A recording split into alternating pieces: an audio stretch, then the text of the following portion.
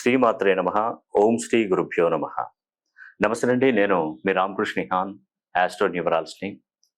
మరి ఈరోజు వారాహి దీక్షలో ఉండి నేను మాట్లాడుతున్నానండి.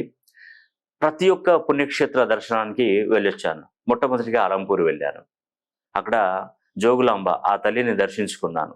ఆ శక్తిపీఠంలో మన కరుంగలి మాలలు పూజ చేయించుకున్నాను. అక్కడ నుండి హంపికి వెళ్ళాను. విరూపాక్ష టెంపుల్కి వెళ్ళాను హంపిలో. గోకర్ణ టెంపుల్లో మహాబలేశ్వర ఆత్మలింగాన్ని దర్శించుకున్నాను.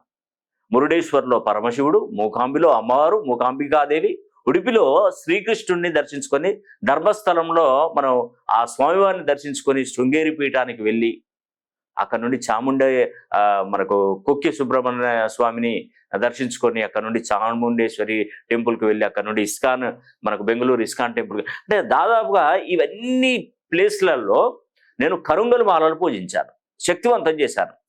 అలాంటి కరుంగలి మాలను ఇప్పుడు నేను 9వ రోజు, మరి శుక్రవారం రోజున నేను వారాహి అమ్మవారి హోమం పెద్ద ఎత్తున జరిపిస్తున్నాను.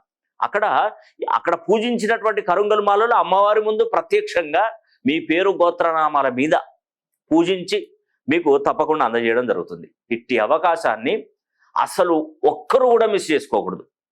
భారతదేశంలో ఉన్నటువంటి ఒక్కరు కూడా మిస్ చేసుకోవద్దు. అంటే అంత రేంజ్ శక్తి ఎవరు ఈ మాలలని తీసుకెళ్ళి అక్కడికి పూజించగలుగుతారండి? అది తపోదీక్ష ఉన్న వారికి మాత్రమే ఈ యొక్క ప్రయోజనాలు చేకూరుతాయి. ఎందుకంటే మనస్ఫూర్తిగా ఆ స్వార్థం లేకుండా నేను ఇన్ని టెంపుల్స్ తిరిగాను కదా, ఎప్పుడు కూడా నా కుటుంబం, నా పిల్లల గురించి నేను కోరుకోలేదు.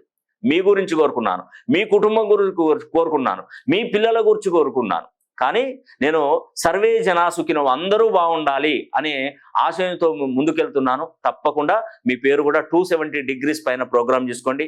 360 డిగ్రీలో మీ పేరు బలాన్ని పెంచుకోగలిగితే తప్పకుండా మీకు మంచి ఫలితాలు